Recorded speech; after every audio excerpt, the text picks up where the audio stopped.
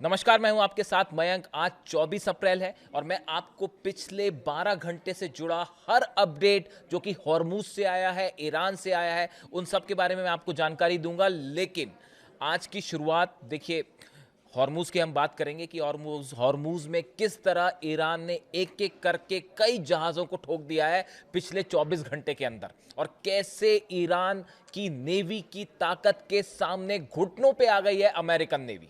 और नतीजा ये है कि वहां पे अमेरिका में आपने सुना ही होगा कि नेवी सेक्रेटरी जो हैं उनको हटा दिया गया है पद से। खैर वो ठीक है, लेकिन हम शुरुआत करेंगे एक ऐसी खबर से जिसे सुनने के बाद पूरा अमेरिका अब परेशान है। देखिए, खबर ये है कि क्या ईरान ने एनपीटी से यानी न्यूक्लियर प्रोलिफरेशन ट्रीटी से बाहर आने का फैसला कर लिया है, और क्या पिछले चंद घंटों के अंदर या पिछले कुछ दिनों के अंदर, एक दो दिन के अंदर, ईरान में यह सहमति हो गई है कि अब ईरान को न्यूक्लियर टेस्ट करना चाहिए।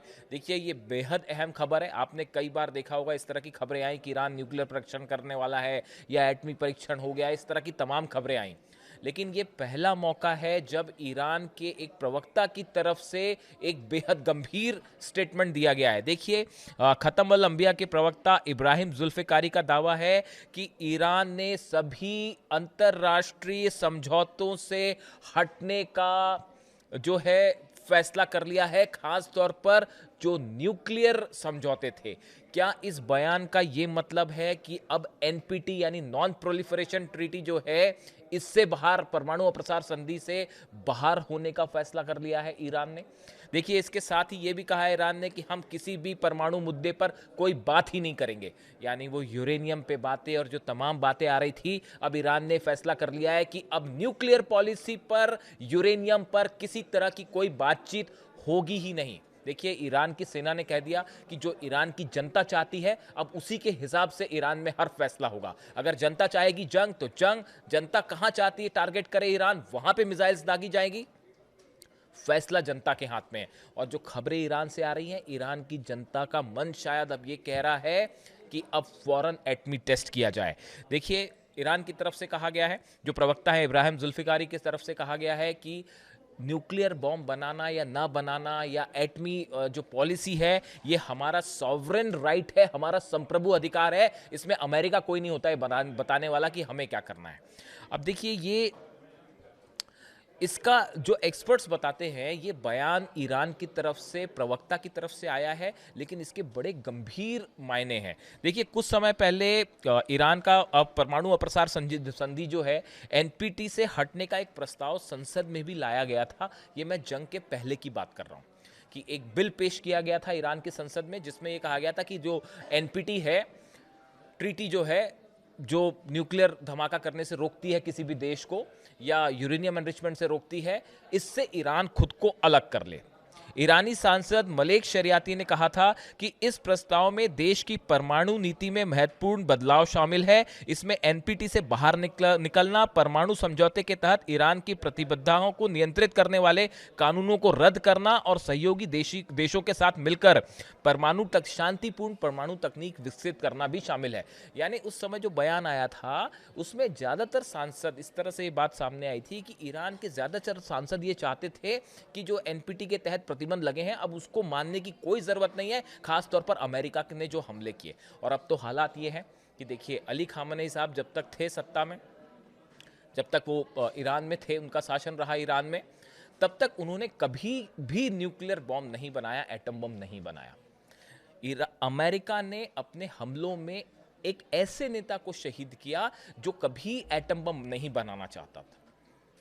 यानी कहने का मतलब यह है कि जिस कारण को बता के ईरान पर हमला किया गया कि ईरान एटम बम बना रहा है, ईरान न्यूक्लियर बम बना रहा है, असल में ऐसा कुछ नहीं था। अमेरिका ने सरासर एक झूठ बोलकर ईरान पर हमला किया और अली खामेनी साहब को असैसिनेशन किया गया।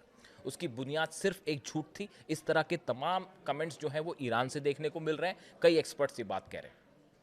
लेकिन अब जब अली खामनी साहब का असैसिनेशन होता है, छोटे छोटे बच्चों का कत्ल होता है, ईरान पर हमले होते हैं, इंफ्रास्ट्रक्चर को, हॉस्पिटल्स को निशाना बनाया जाता है, उसके बाद अब ईरान की जनता कह रही है कि अब जो है किसी तरह का कोई प्रतिबंध मानने की जरूरत नहीं है। और ईरान के प्रवक्ता का ये बयान बता रहा है कि ईरान ने बड़ा फैसला कर लिया है, शायद वो एटमी टेस्ट का फैसला है। अब यूरेनियम एनरिचमेंट रुकेगा नहीं बल्कि तेजी से आगे बढ़ेगा। मैंने कल उनके ये जो बयान आया, देखिए ये इब्राहिम जुल्फिकारी का जो बयान है कि अब हम कोई भी अंतर्राष्ट्रीय समझौतों का पालन नहीं करेंगे, खासतौर पर न्यूक्लियर से जुड़े मुद्दों पर, उसको कई एक्सपर्ट से मैंने राय ली। क्या सबका ये मानना था कि जिस तरह से अली खामनी साहब का असैसिनेशन हुआ, उसके बाद जो गुस्सा ईरान में देखने को मिल रहा है, सड़कों पर लोग हैं, मिसाइल्स जो है उस परेड हो रही है सड़कों पर, कल ड्रोन परेड हुई, आप तस्वीरें देखिए। उसके बाद ईरान का जो मूड है जनता का, किसी भी स्तर पे किसी तरह की बातचीत ईरान की जनता नहीं करना चाहती। इसका मतलब ही अब ये है कि अगला कदम मामला एटमी जो है शायद फैसला हो चुका है, या उससे जुड़ी कोई भी जानकारी कभी भी सामने आ सकती है। देखिए एनपीटी जो है, छोटे में अगर हम समझना चाहें, नॉन प्रोलिफरेशन ट्रीटी जो है 1968 में शुरू हुई थी, 1970 में इसे लागू किया गया। इसका उद्देश्य परमाणु हथियारों के प्रसार को रोकना, निशस्त्रीकरण को बढ़ावा देना और शांतिपूर्ण परमाणु ऊर्जा के उपयोग को प्रोत्साहित करना है। इस ट्रीटी के अनुसार परमाणु हथियार केवल 5 देश, अमेरिका, रूस, चीन, ब्रिटेन और फ्रांस तक सीमित रहेंगे। ये ट्रीटी थी, कई देशों ने इस पर साइन किए, कई ने साइन नहीं भी किए, लेकिन इसके नियमों का पालन कर रहे हैं। लेकिन अब ईरान ने यह तय किया, जो संसद में प्रस्ताव आया था, कि इसका पालन नहीं किया जाएगा। देखिए राफेल ग्रासी जो आईएईए चीफ है, इनकी तरफ से भी एक कल बयान आया कि 20 देश ऐसे हैं जो शायद एनपीटी से बाहर आने की कोशिश कर सकते हैं, या फिर खुद की परमाणु कार्यक्रम को आगे बढ़ा सकते हैं। क्योंकि अब ज्यादातर देश ये महसूस कर रहे हैं कि अगर किसी देश के पास न्यूक्लियर बॉम्ब है, एटम बॉम्ब है, तो ये उसका डिटरेंस है, वो सेफ है। अगर आपके पास एटम बम नहीं है तो अमेरिका आपको निशाना बना सकता है, चाहे वो कोई भी देश क्यों ना हो। चाहे कभी कहते हैं क्यूबा पर हमला हो जाएगा, कभी कहते हैं ग्रीनलैंड पर हमला हो जाएगा, कभी वेनेजुएला पर हमला कर दिया, कभी ईरान पर हमला कर दिया। ये प्रोसेस रोकने के लिए हर देश के पास अपना डिटरेंट होना जरूरी है, जैसा कि नॉर्थ कोरिया के पास है। नॉर्थ कोरिया पे आप हमला करके दिखाइए, नतीजा क्या होगा सब जानते हैं।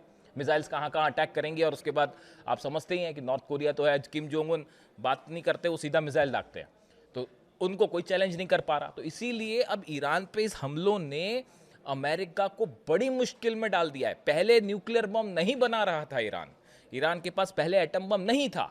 जो नहीं बना रहा था आपने उनको शहीद कर दिया। अब उसके बाद जो अब नई रिजीम आई है, अब वो गुस्सा देख रही है, जो कि अमेरिका के लिए एग्जिस्टेंशियल थ्रेट बन सकता है। और हो सकता है कि इसी को बहाना बना के अगर हमला भी करे तो ईरान की जनता उसके लिए तैयार है कि जो हमला करना है करिए, हम तैयार हैं। अब देखिए इसके अलावा जो खबरें हैं, एक तो ये बहुत ही बड़ी खबर है, अगर ईरान में इस तरह का कोई फैसला हो गया है तो शायद जल्दी ही इसका कुछ अनाउंसमेंट हो जाए, या फिर शायद धमाके के साथ ही अनाउंसमेंट हो जाए, कुछ भी हो सकता है। तो ये एक बड़ा डेवलपमेंट। इसके अलावा आप देखें 5 जहाज़ों में, मेरे मुताबिक पिछले 12 से 13 घंटों के अंदर हॉर्मूज में 5 जहाज़ों को ईरान की सेना ने, नेवी ने निशाना बनाया है। उसमें जो तस्वीरें सामने आई, देखिए एमएससी फ्रांसिस का और लाइबेरिया का झंडा वाला जो जहाज़ था एपामिनोट्स, इसकी तस्वीरें सामने हैं। एपामिनोट्स का वो वीडियो भी सामने है कि कैसे आईआरजीसी और नेवी के कमांडोज हैं, उसमें मास्क पहन के उस जहाज़ के ऊपर चढ़ते हैं, उसको अपने साथ लेके अपने कोस्ट पर जाते हैं। ये तस्वीरें वायरल है। हकीकत ये है पूरे हॉर्मूज में इस समय सिर्फ ईरान का कब्जा है, ईरान का दबदबा है, और अमेरिकन नेवी तमाशा देखने को मजबूर है। घुटनों पे ला दिया है अमेरिकन नेवी को, इतना ज्यादा एग्रेसिव स्टैंड है। और बताया नहीं जा रहा है, कंफर्म है 30 जहाज ईरान ने अपनी कैपेबिलिटी पर हॉर्मूज को पार करवा दिया है। अमेरिकन जो ब्लॉकेड है वो धरा का धरा रह गया, और यही वजह थी कि नेवी जो सेक्रेटरी हैं उनको हटाया गया।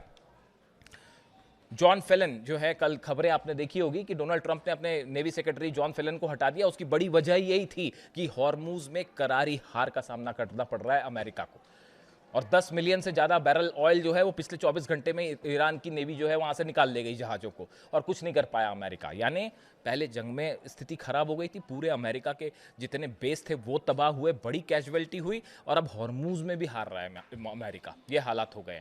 और एक खबर चल रही है अमेरिका में कि जो अमेरिकी सैनिक मरे हैं या जो घायल हुए हैं, इनकी नंबर्स उनसे कई गुना ज़्यादा है जो कि बता रहा है, अमेरिका कबूल कर रहा है। जैसा कि ईरान ने दावा किया था कि जो है हज़ारों की संख्या में घायल हुए हैं और हज़ारों की संख्या में कैजुअलिटी की भी बात सामने आ रही है। और जो अमेरिका ने दावे किए हैं उसमें कई सारे सैनिकों की ऐसी लिस्ट है जो कि मिसिंग है, जिनका कुछ नहीं पता कि कहाँ है। तो अब इस तरह के तमाम दावे हो रहे हैं कि असली कैजुअलिटी क्या है और कितने लोग घायल हुए अमेरिका के, उसकी कोई जानकारी नहीं है। टोल वाली खबर आपने देखी, ईरान ने अपने जहाज पार करवाए वहां से, और कल पहली खबर जिस तरह से आई कि ईरान ने पहली बार टोल लिया है और सेंट्रल बैंक में वो जमा भी हो गया। ये सब वो एग्जाम्पल्स हैं जो कि बता रहे हैं हॉर्मूज में ईरान भारी पड़ रहा है और अमेरिका कुछ नहीं कर पा रहा। इसी के बीच इराक में एक ऑयल फील्ड पर अटैक हुआ है, ईरान की तरफ से ड्रोन अटैक हुआ। ये वो एरिया है, कुर्दिश एरिया, जो कि ईरान के खिलाफ हमेशा ऑपरेशन करता रहता है।